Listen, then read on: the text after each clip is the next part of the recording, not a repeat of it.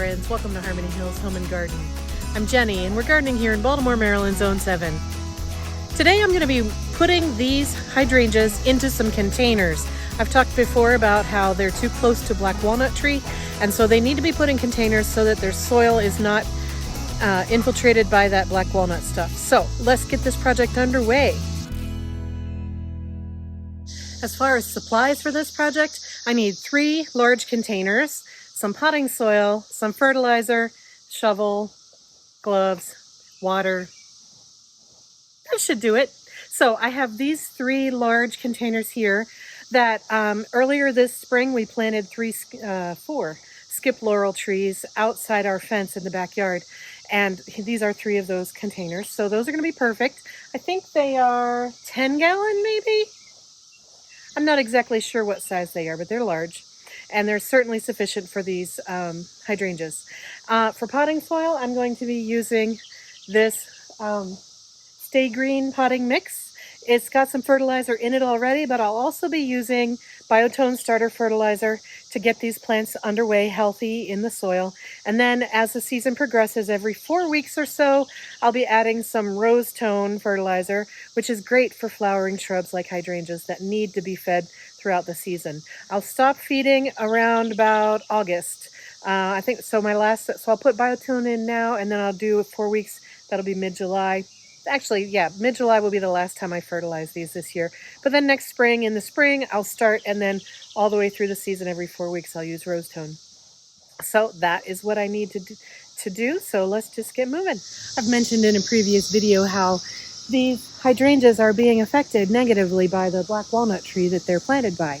You can see this one here, furthest away from the tree, is beautiful and large and looking really nice. This one here, a little bit closer to the tree, is starting to suffer. And that one over there, closest to the tree, is also suffering. And the reason for this is because black walnuts put out a chemical called juglone that seeps out into the soil from their root system.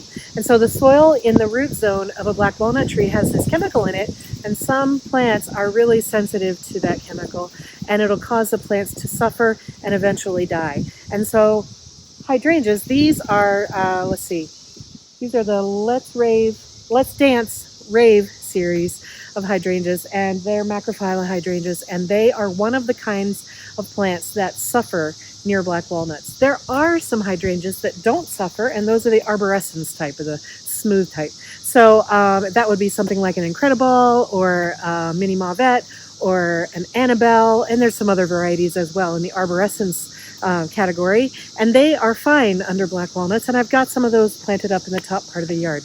But these here, these are macrophylla, and they don't like black walnuts, so we're going to get them out of the ground into some soil that they can thrive in and live in for the rest of their happy lives.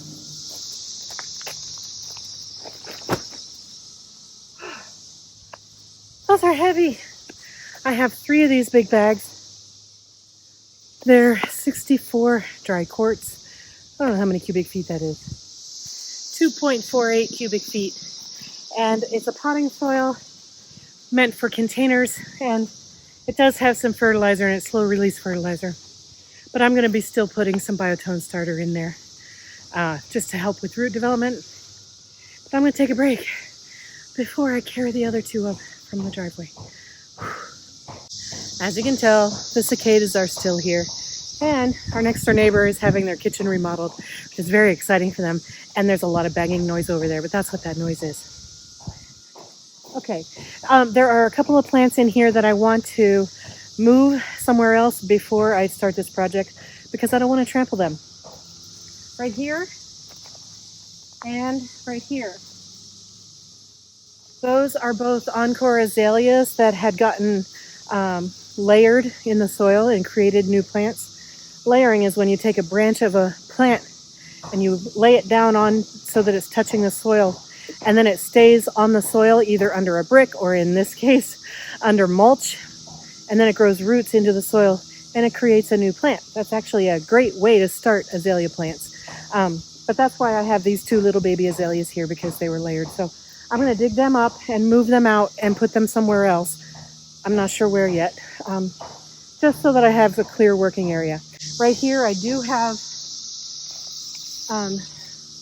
That is Nepeta. I had one Nepeta left over from somewhere, and so I just stuck it in the ground right there. It's really just not a permanent addition, and actually I should probably trim that back just so that it's not in the way. Anyway, little random things happening around this project.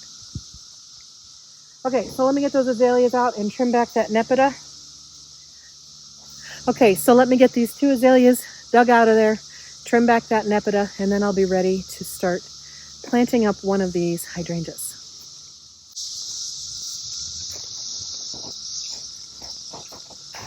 I told you it was a little baby, little tiny root ball, little tiny azalea. By the way, this is an encore azalea. Autumn Twist is the variety, and I know that because this was an offshoot of the Autumn Twist encore azaleas that we have in the front garden. That's where this came from.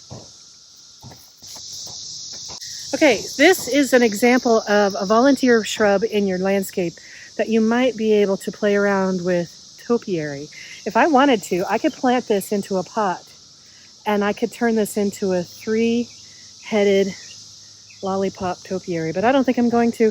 But that's how I did get my other encore azalea into a topiary form. It was a case like this where I had layering going on and the plant sent out a big tall shoot with some foliage at the top, and I just dug that out and potted it up into a pot.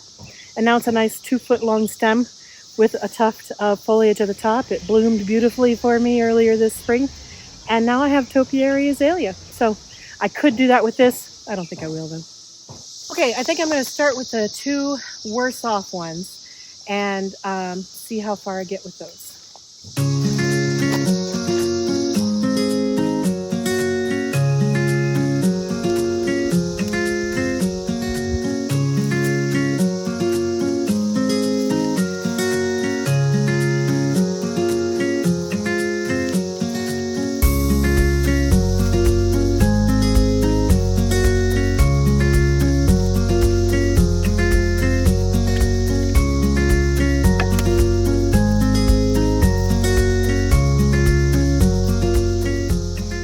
Okay, now normally I would say leave as much soil on the root ball as you can when you're doing a transplant, especially in the summertime.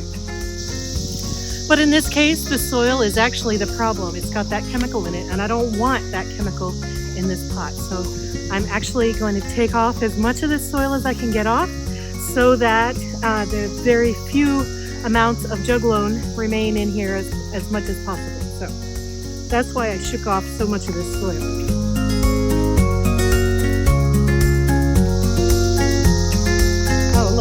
This has split into 2 plants, so I'm actually going to separate it. And now I have 2 of these plants. I didn't do that on purpose, it just naturally did that. So there you go. Okay, so I've set the plant down in here. I have a nice base of soil in here to set the plant on top of it, and the soil level will be about here, which is fine. Maybe I'll you know what? I think I need a little bit more soil because right now the soil level is it's like 2.5 or 3 inches below the lip of the pot. I want it to be about 1 inch below the lip of the pot. So I'm going to put a little bit more soil in here.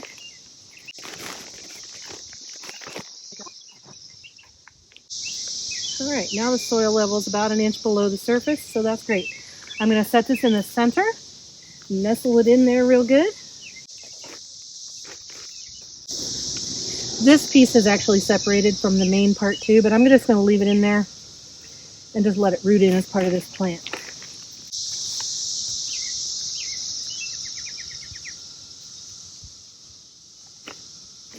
No, I'm not. I'm just going to take it out.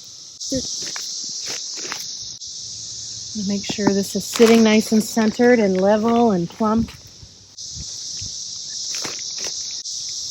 All right, I'm going to stop there, and I'm going to water it in. And then I'll probably put some mulch on top of it to keep it from losing its moisture in the heat of the summer. Get the soil out of the crooks of those branches. There we go. All right, now it just needs some water. I'm going to move this container into its final location before I water it, otherwise it'll be heavy.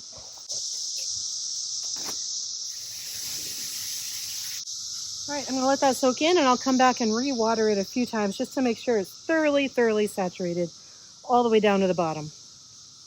And now I'm going to move on to this one.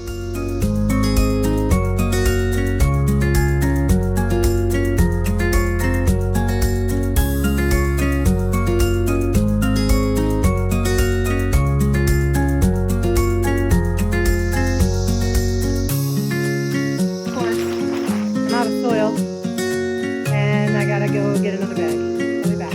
Also, I do need to find some pots to put these in.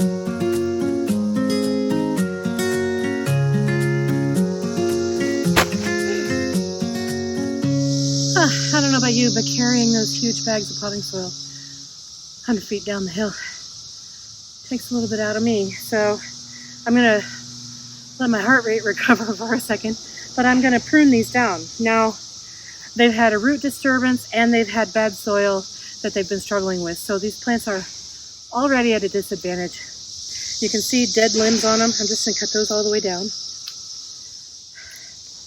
And this limb is withering and dying. So I'm just gonna,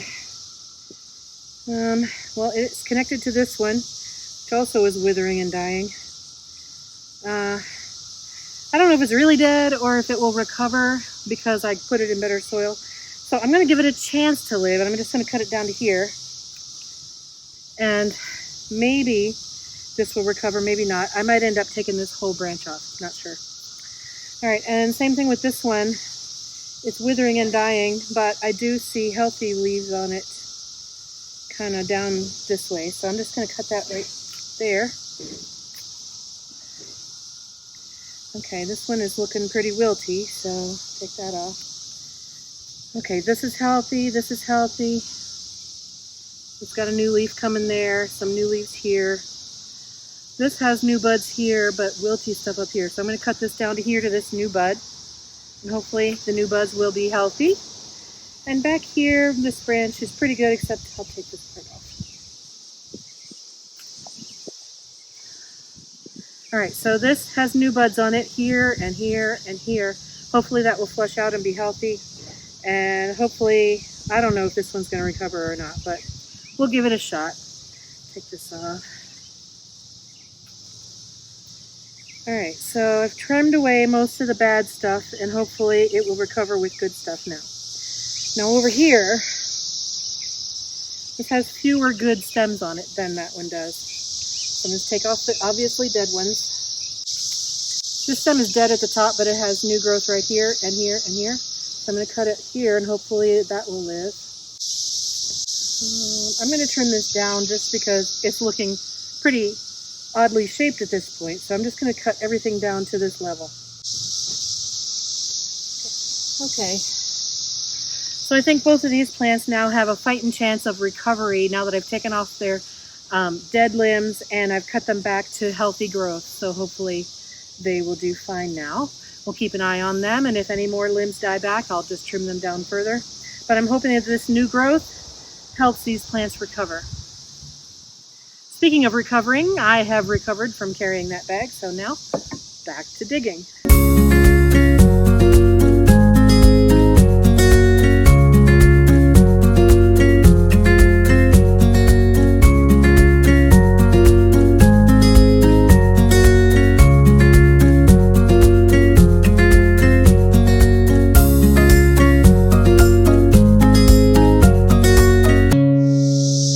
Well, friends, I'm pretty pleased with how this project came out. I got 3 hydrangeas pulled up out of the poisoned soil, not poisoned, but to them it's poison, out of the native soil where the black walnut is, and put into containers with fresh, clean potting soil. So they should live a happy life in these containers. I am going to add in some mulch on top of the soil so that the soil stays as moist as possible in between waterings. I'm going to keep my eye on these pretty much every day and see how often they need watered. I don't want to let them get bone dry. I probably will keep them pretty heavily watered in the first little while. And then, as I was working on the project, I got some bonus plants. I was able to get 2 fairly large hydrangeas because that one and this one split in half as I dug them up out of the soil. So I got two hydrangeas in containers here. And this is a little sprig, just one little sprig that fell off of one of the plants. I don't remember which one. And then these are the two encore azaleas that were in the ground in this area, but I took them up and put them into containers. So I'm going to be able to take these two, actually all five of these really, and put them into other garden areas that don't necessarily do well because of the black walnuts, but because they're in containers, I'll be able to keep them healthy in the containers. Now, container choice. I have a garage full of black nursery pots, and so I just couldn't find it in me to go out and buy decorative planters when I knew that I had hundreds, literally hundreds of black nursery pots in the garage. So I found some pots that are relatively plain looking. The only one that isn't plain is this one. This is one of the more flimsy ones.